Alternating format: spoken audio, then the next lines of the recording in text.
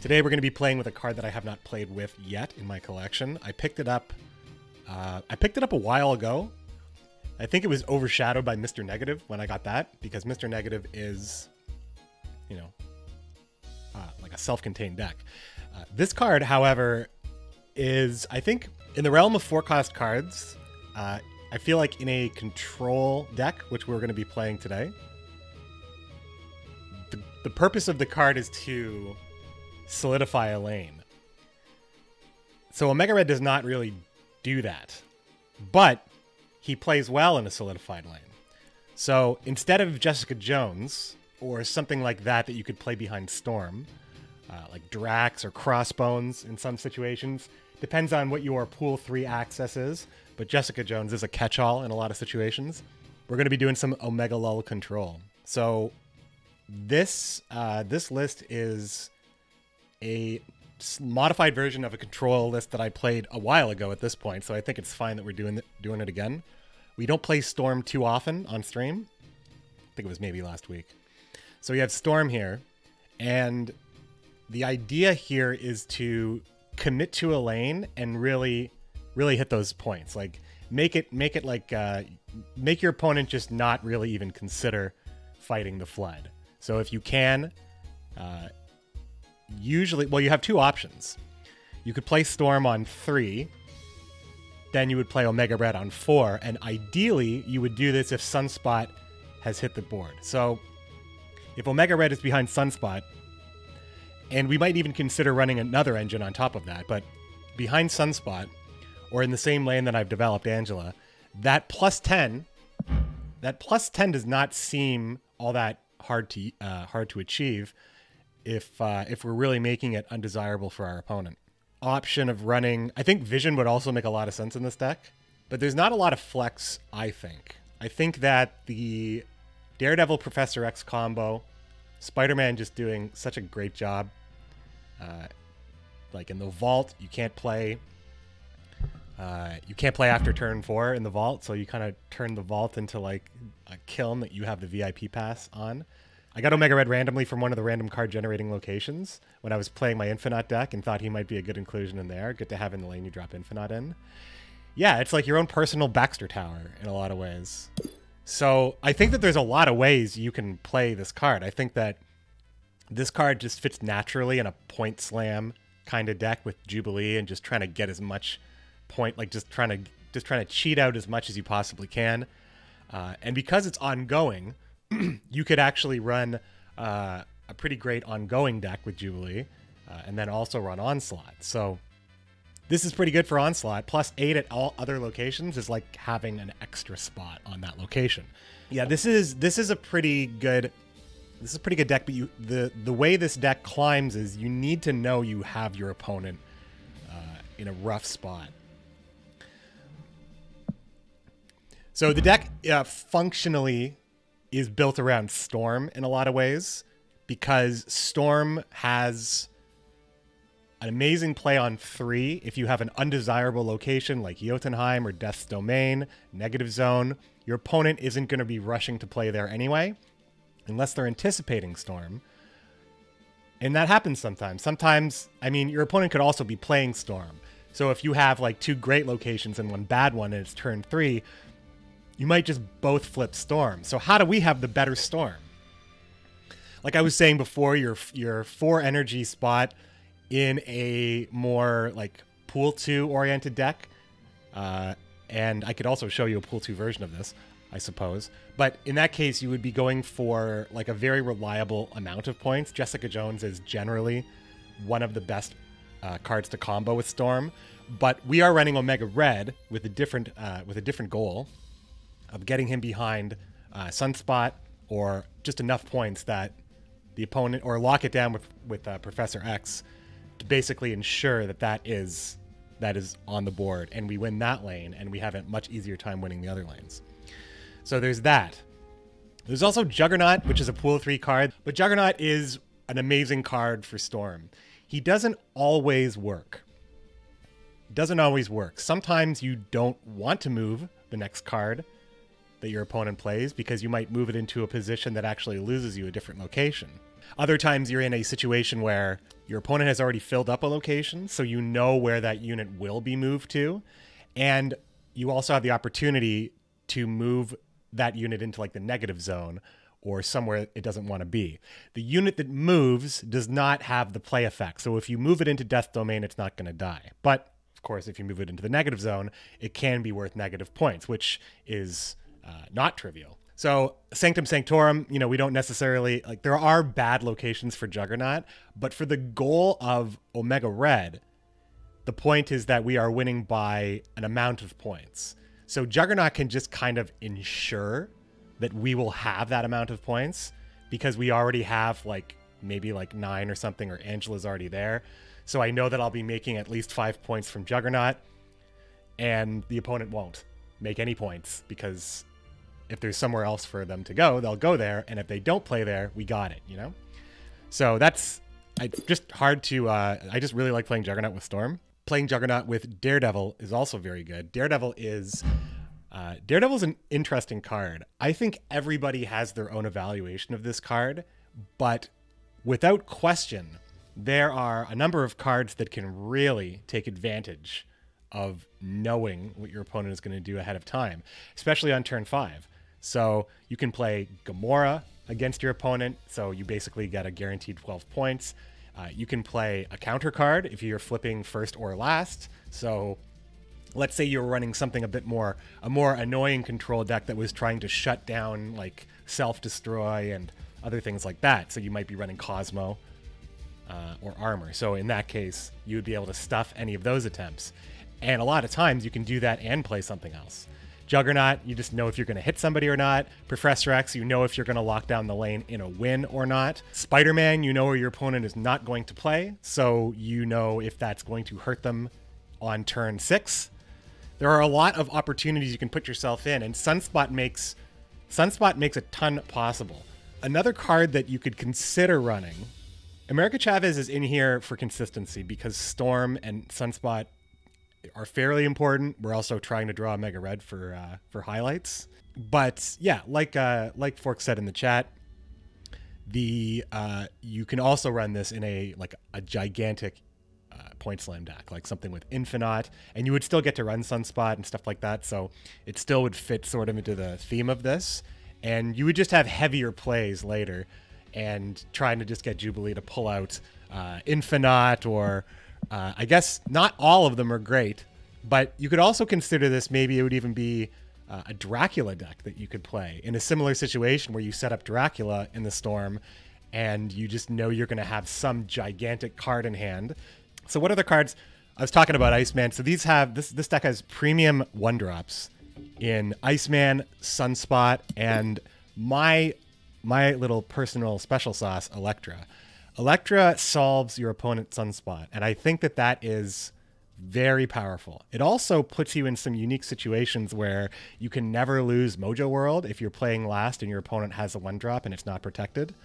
So there's that, and like anything that removes, Shang-Chi often will do this too, but anything that removes something is susceptible to losing to a location that is absolutely benefit, like Nidavellir as well. That's a lot of points you just converted, right? You get 6 on the board and your opponent loses more than that. So I actually like to run Elektra when I can. Even though this isn't the death deck, we don't care about destroys, I still think that for establishing an early board presence, Elektra solves a lot of things. If you are certain your opponent isn't going to move Nightcrawler, and honestly, it might even just be a win if they did, because then you can just not worry about that anymore. But Elektra can solve that problem. Elektra can solve the Sunspot problem. Human Torch, potentially.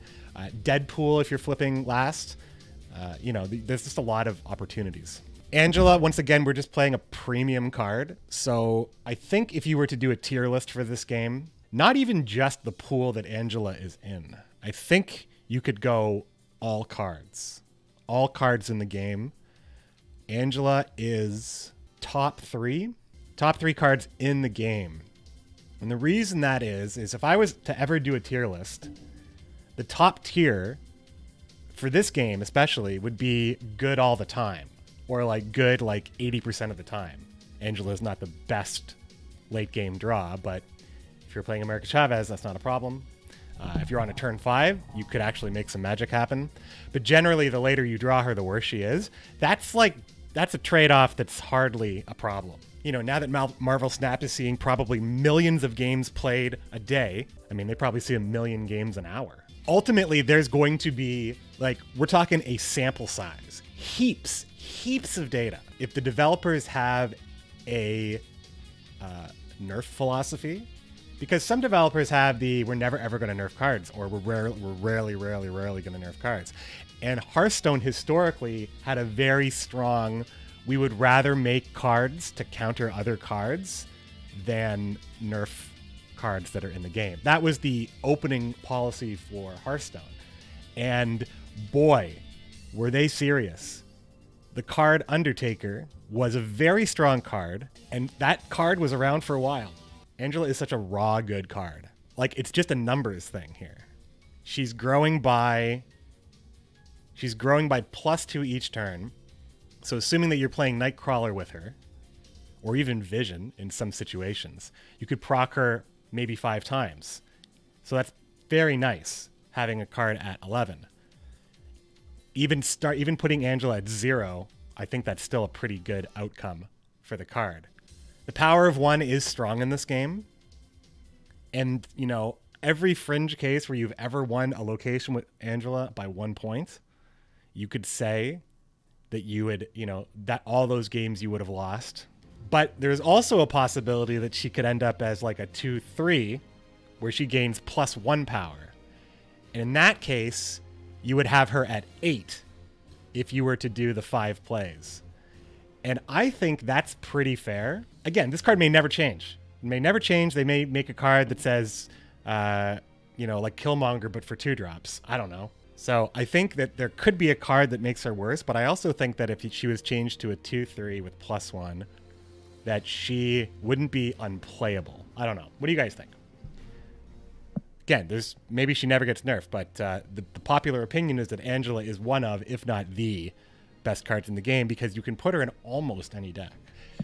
Just talking about the last couple of cards, Shang-Chi, it is the game. This is the meta. Shang-Chi hits almost all the time. Just to have the option, it's good enough. Sometimes you don't have points in the end of a game because Shang-Chi is one of the only plays you can make, and it's not enough points. How often does that happen? And also fold in that case. This guy just does work, and you can tell kind of early if Shang-Chi's going to do work. You know, Gamma Lab, Monster Island. Shang-Chi is just automatic value there. Could be the equalizer. Yeah, we have Spider-Man locking down locations and America Chavez just to make sure that we draw from a smaller pool of cards the whole game, because she's not part of the pool of cards that can be drawn. Which means that she often sits on top of the deck, which means that she is often destroyed by Yondu. But she will not be drawn. The card underneath her would be drawn. Every draw, you're drawing from a pool of 11. I think I talked about Sunspot a lot, but just in case you need to see the text for the card, this is our main engine. This is what is going to enable Omega Red probably a lot of the time. But this deck could also not really... This deck could maybe not do great because Omega Red ultimately may just not feel like a fit. But it's going to be our first attempt to talk about Omega Red. And if you don't know who Omega Red is a mutant, typically a villain, from the X-Men family of characters. Omega Red was Russia's answer to Wolverine and Captain America. They couldn't make the best super soldier serum, and they couldn't make the best, you know, indestructible metal. But they tried, and they ended up with Omega Red. Omega Red, who was already a mutant and could release pheromones that just kill you. So he was already just like, I can kill anybody around me that's human. Like any human breathing these death spores died immediately. But also, they just couldn't make adamantium over there in Soviet Russia. So that is carbonadium that his tentacles are made out of, which is malleable, but poisonous to Omega Red. So Omega Red is always slowly dying because he's not like Wolverine. He cannot constantly heal from the radiation or the poison that's going through his body. So he's always looking for life force or a machine that can fix his condition, a carbonadium neutralizer. but he's kind of like an energy vampire. He can drain the life of his opponents with these tentacles, and just, you know, fairly spiteful as most villains go. Welcome first time chatters and viewers. Always great to see you. Thanks Cosmic Trigger for the follow while I was offline. I want them to change the name of this location to Talokan, because I thought what they did in Wakanda Forever was awesome. Yes, hello. Yes, hello. I love impatient people because they snap.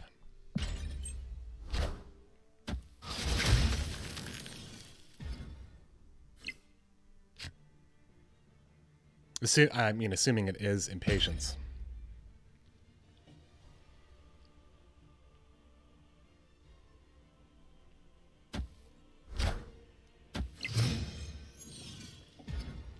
Man. Well, I think we win.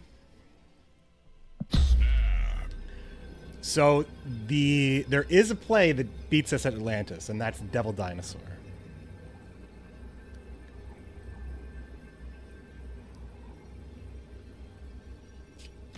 But I have a Oh, it's going to be a tie. It's going to be a tie. Okay. I think Storm on Necrotia is the play. But is it? It's just more likely that my opponent's not playing there right now, unless it's also Storm, and it could be. Oh, the Spidey point emote, yeah. My opponent's playing the exact same deck as I am, of course. Like, do I have to play like 10 of the exact same deck for like up until a certain point or something? It's so silly how often it happens. So Juggernaut here, because we probably just win with that play. And we could play Sunspot as well. Yeah, it's Sunspot and Juggernaut, so we can get that extra point.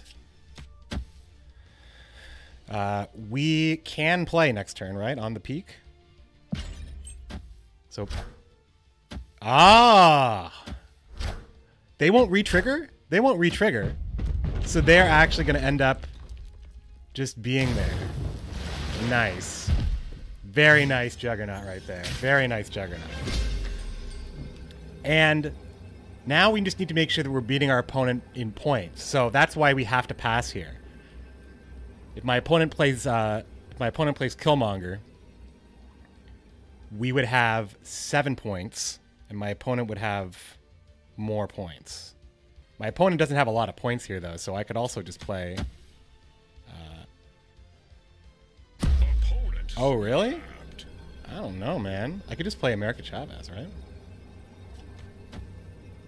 No. I need to win on points. So we just lose to Killmonger, I think, and that's just the sad truth of it all. My opponent doesn't have any 1-drop, so it's pretty possible.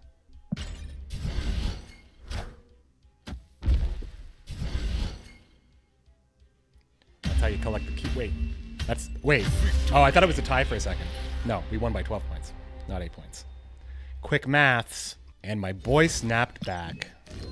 Why was Shang-Chi the winning play for my opponent? If I played America Chavez, my opponent would still lose there, right?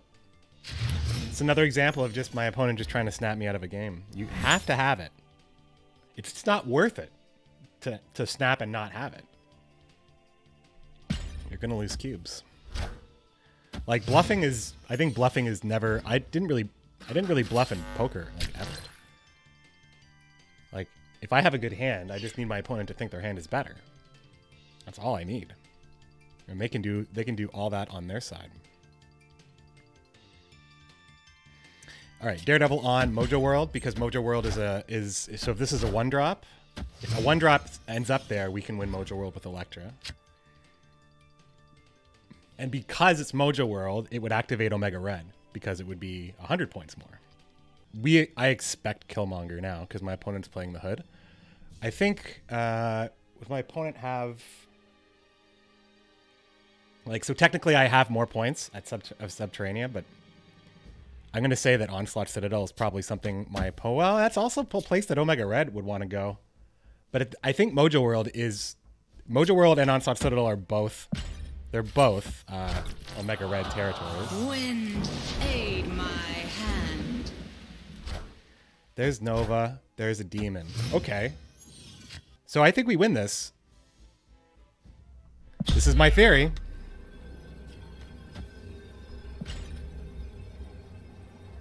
Could be Venom, but then you lose the collector as well. So I'm just not really sure if that's the best use of units.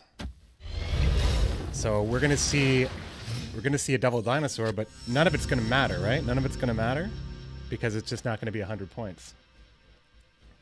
We got Storm with just that. There's double dinosaur. So that doesn't matter. What does matter? Well, if I play Spider-Man on Subterranea, then there's no play my opponent can make. So I think that's good.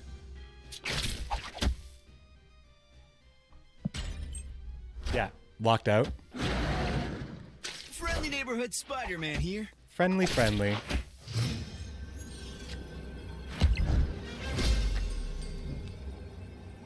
All right. Yeah, that's it. Like, even if I proc Nova, it wouldn't have mattered. Winning the game seems good. Yeah. I do like winning the game.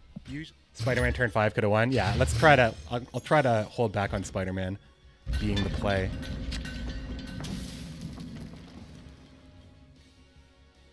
There's another card that's going to be added to the game someday. That is draw a 1-cost card from your deck. And that's going to be just so massive for Sunspot. No, Angela! That's annoying. Maybe Daredevil will make it okay. We got to get to draw a card, so come on. We do get Daredevil. And Elektra. Both good here. So Elektra can win us at Nidavellir and also proc Omega Red because we'd be taking out a high amount of points just because. So that could be super important. Here comes Daredevil. All right. Daredevil's huge, you know? Daredevil's a huge surrender. My opponent's name is Batman. Okay.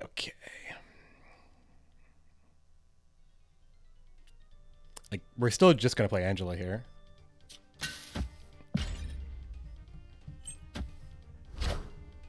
Elektra solo wins left. Yeah. Aid my hand.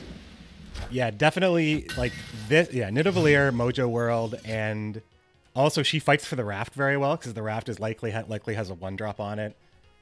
Here's a Flood, huh? Well, in this case, we can play Juggernaut.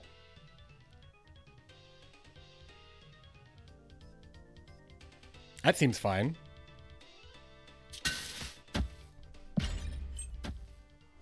Sandman. Okay.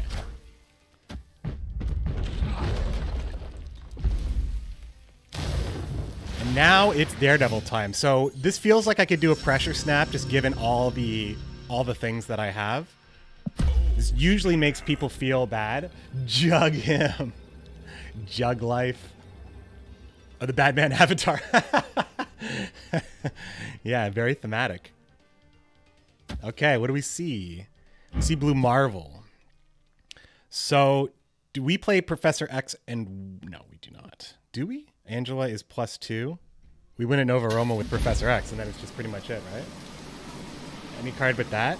Oh, yeah, right. No, we don't win in either of these situations. Because of that. Yeah, hold on then. So we could still win on points, though. We still win on points because we have Elektra, right? We still win on points because we have Elektra.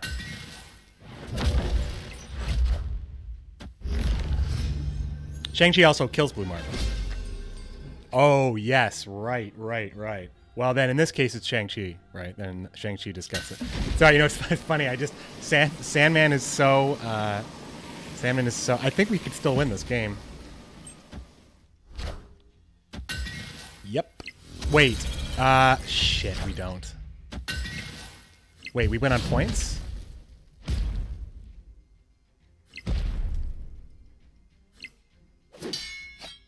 Yes, we do. Oh, we win in general. We win in general. Why did I think that Sandman still had 3? I don't know why. Yeah. Great. Just great. Hey. That was I feel like my mind was a little sloppy on that one. Just be wrong right in your faces. It's like, why isn't that not a good play? Chat, so silly. The Okoye buff ruined him? Oh, that's a good point. I don't like Dark Dimension. Dark Dimension can be very messy. If that starts to fill up around turn 4. Speaking of turn 4, yeah, Angela on the kiln is nice. Cable. All right, if we don't have Shang-Chi, we have to assume that my opponent has it. There's Shang-Chi. All right, we drew him. I actually might just Storm Mirror Dimension because I really don't want there to be 2 Dark Dimensions. Yeah, Juggernaut is a great card. Very fun. It's a huge deny. X-Men Villain Showcase. Kiln is also a more attractive play as well, so... Sunspot also not being in the flood is nice as well. Wind, aid my hand. Well, we lose Kiln, unfortunately, right? That's how it goes. We're gonna lose it. I don't think Dark Dimensions, I don't know about this one, but I think my opponent doesn't even try. Okay. Double Dinosaur. So the Dinosaur will flip. It's gonna be in turn order, right? So there's gonna be 2 dinosaurs in the Dark Dimension, but that's it. So we win if Shang-Chi. Yeah, I'm in great shape, right? Shang-Chi's gonna be a massacre. Yeah, and also my opponent is still, like, we don't play points here. So my opponent, no matter what I play, my opponent is still flipping first. So we're just playing as many points as we can here. And that is Omega Red. I don't think Elektra's gonna make a difference. So we can just play 6 points. Also, we probably proc Omega Red, even if it doesn't matter. It's gonna be a massacre.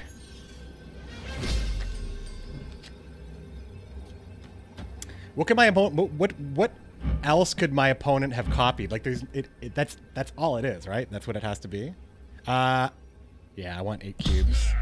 8 cubes or take me to school. My opponent probably retreats though, because why? I mean, unless I'm bluffing, right? He would have to say, "There's no way he has Shang-Chi," or whatever.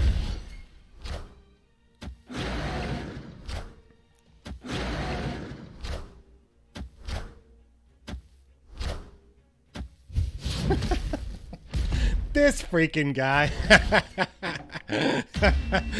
This is like a situation where I feel like the chat could probably say, why don't I ever get games like this? Because sometimes, you know, that's a streamy thing to say to people when they have a situation like that where not snapping was actually a better chance for me to get cubes.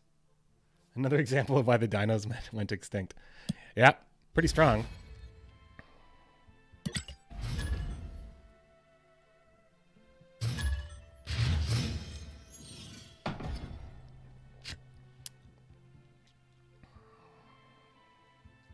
All right. Elektra means that we're just looking for... Also, I think you could argue that Uatu would be worth it here, because if I know that Mojo World is going to be there or something like that, like, it's just so hard to lose the Raft. Mojo World, Raft, Nidavellir. Ongoing with an ongoing deck? I don't know. I don't think I get most juicy. I have one other title which says, like, at least I used to be, which I actually don't find any of the titles all that funny, but I think most juicy is like, I'm glad I got that one and not one I wouldn't wear. Friendly Neighbor, that's a good one too. Okay, Triskelion. Playable cards, I suppose. Mysterio is good for Washington, D.C. And we do have Omega Red as an ongoing effect. And we do have Elektra. This is the first time I've ever played the Mysterio card. I don't think I've ever had it in my hand before. So, like, seeing the animation from this side.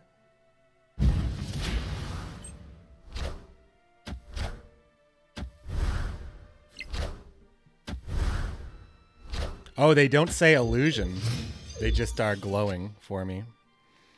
Okay, so no on reveal means that Elektra is not an opportunity anymore.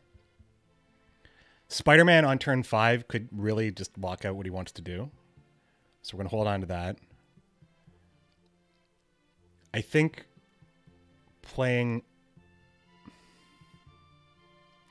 If I play Omega Red on Washington, D.C., then my opponent is probably going to try to challenge it, which means that Spider-Man is probably going to work. And if my opponent doesn't challenge it, then Juggernaut will push my opponent's play off the following turn. So here is a situation where I think Omega Red might work, unless my opponent is playing Washington, D.C. right now. But what? Yeah, it's a gigantic card here.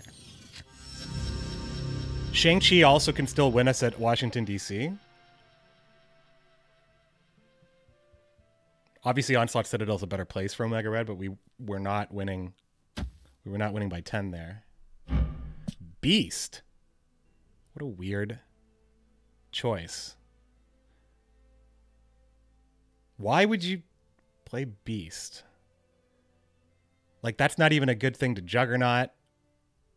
Okay, so Onslaught Citadel. Like, I think this is still what we want to do because my opponent can't play there on the last turn.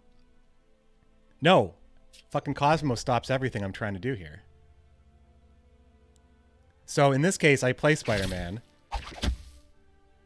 So my opponent can't play anything on DC. Friendly neighborhood Spider-Man here. And we also have the Omega Red effect, which is very helpful.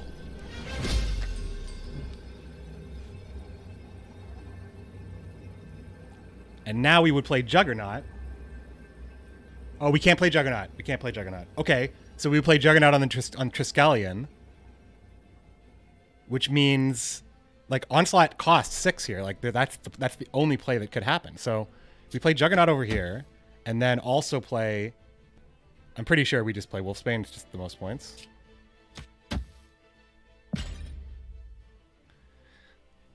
This game felt like my opponent I felt like my opponent was like trying to get one step ahead of me here, and I felt like he almost did. But we may have him. Oh.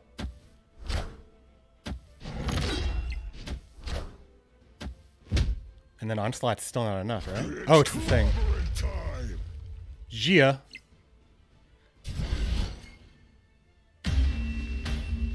Nice. I think as soon as I started talking out that Juggernaut play, I think I'm warmed up. We're warmed up here. It's been an hour and 15 minutes. I think that we can start snapping a little harder, start climbing. But I've gotten some great Omega Red games, and I actually I wasn't really sure. Like, I felt like my plan was one of those might come together sometimes, but I mean, it is, but all of our backup plans are very strong as well. You could argue that there are better inclusions than Omega Red, but I think that if I was showcasing situations where Omega Red's very strong, we could say that a core card to run with Omega Red is Electro. Superflow.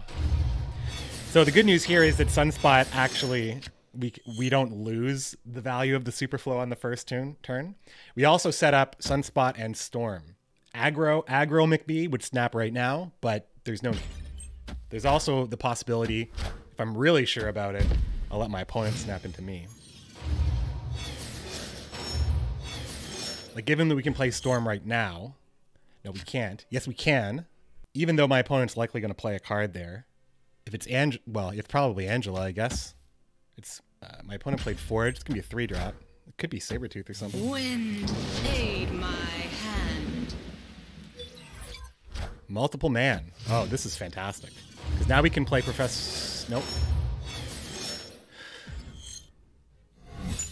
Hulkbuster just got discarded, and I just lost Juggernaut. So Juggernaut gave me some options, but... well, because Sunspot is there, Spider-Man on Sokovia is good.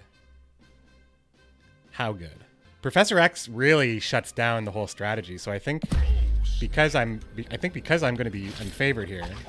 Like, if we play Professor X on Superflow, we want to do it next turn, though, right? Am I playing this too soon? I am playing this too soon. Sunspot points, actually.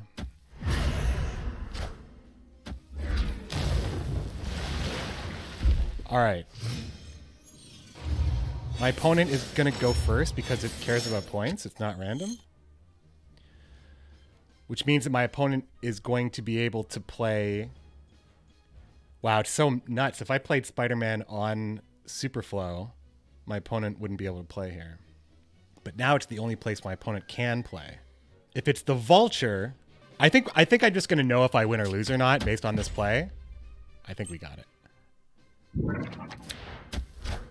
My opponent didn't even play. Okay. Yeah. Seems good. Yep, that seems pretty good. You know how to beat Heimdall? That's how. Yeah. I mean, my opponent couldn't play there anyway. So, like, there was only one place my opponent could play. It was Superflow. Yeah, location lockdown, baby. I think I have enough Omega Red footage. I think that I had that was a good bunch of games. I think that's a video right there. What would be more interesting? And we won't necessarily do this. A tier list of, you know, the chat's choosing. We would talk about a tier list, and I could do one because I've never really done one, I don't think. And I feel like this game has a lot of things to talk about. Also, tier lists are pretty hard to evaluate, though. There's also, I wanted to do something called, I want to do Marvel A to Z, because there's like, every letter has quite a few characters. Like, if I did a video on all the characters that started with A, it's 14 characters, I think. Like I was saying, if you include Atuma, it's 15. If you include Atuma, Agent Coulson, and Absorbing Man, which are the shadowed characters here, 13. 13 characters that start with A.